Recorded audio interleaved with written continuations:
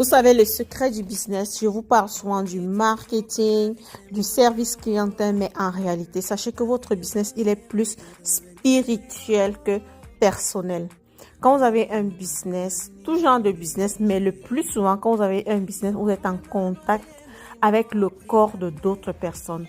Vous partagez une journée avec leurs esprits, leurs humeurs, que ce soit intentionnel ou pas. Certaines personnes entrent dans votre espace avec un esprit négatif. Et sachez que vous avez besoin de recurer ça à tout moment. Pour les chrétiennes, en fait, moi je suis chrétienne, c'est le seul chemin que je connais. Qu'est-ce que je fais? Quand j'entre le matin, je fais la prière dans mon salon, j'allume l'encens et je reste tranquille. C'est vrai que ça n'arrive pas tous les jours parce qu'il arrive que me trouver des clients qui arrivent très tôt le matin.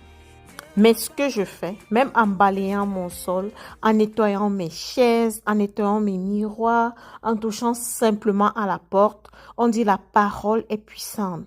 Je parle sur mon matériel.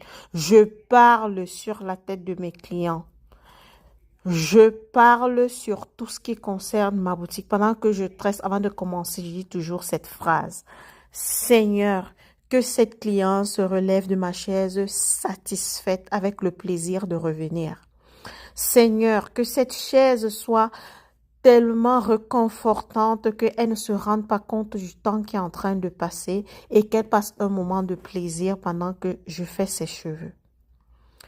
Donc, j'utilise la parole dans mon business à tout moment. La parole s'est fait chère. La parole, elle est puissante. Parlez sur votre business. Bénissez votre chaise. Bénissez vos mains. Purifiez vos mains par la parole.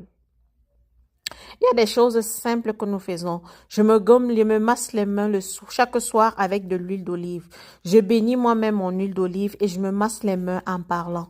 Je me masse les pieds en parlant. Mes chéris, il n'y a pas plus compliqué que de travailler avec d'autres corps humains dans son espace. Donc, sachez que le business de beauté, le business de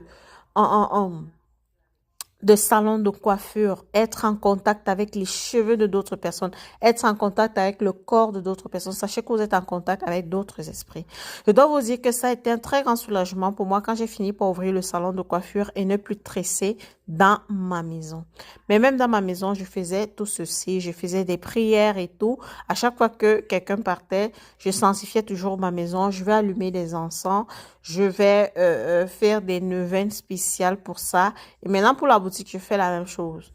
Donc, sachez que votre business, il est plus spirituel que